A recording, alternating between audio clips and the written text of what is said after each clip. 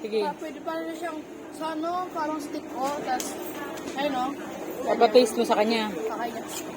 Dapat try mo. Titingnan mo ang reaction niya. Ay, bibili mo pagkain mo eh. Vitapet. Whiskas. Uy, kala ko dapat. Vitapet for adult, Mac. Ano lang ba? Pang ano yan yata, kitan yan eh.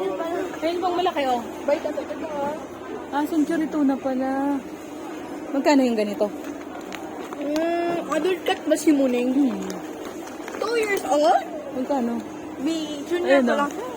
Vitapet. Ay, ganito yung binili natin ha. Dalawang pack. Kuha ka pa ng isang pack.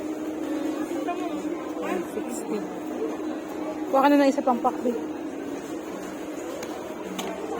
Ay, yung isa doon.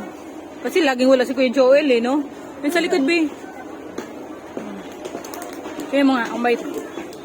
Same? Ayan guys. Yun na lang.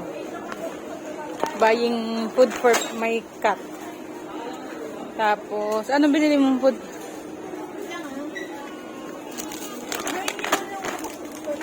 Ito, kay cat food.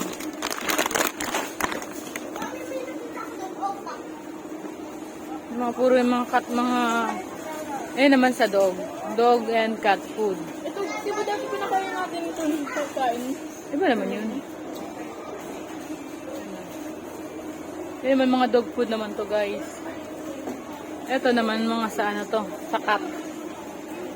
Meaty mackerel. Ayan, whiskas. Pwede yan pag naubusan si Muning ng food minsan ano. Be. Ano natin.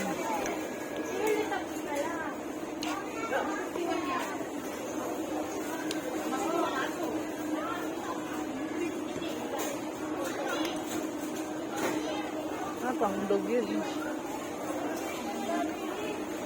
Ayan.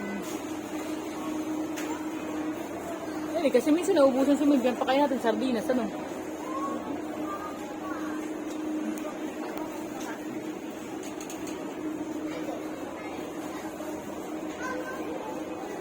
Shiba, yung Shiba gustong-gusto niya ni Muning, di ba na? Premium yun eh. Oh, junior ba si Muning? Hindi na yun junior, adult na yun eh. Adult. Mm. Mag 5 years old na. Or 3.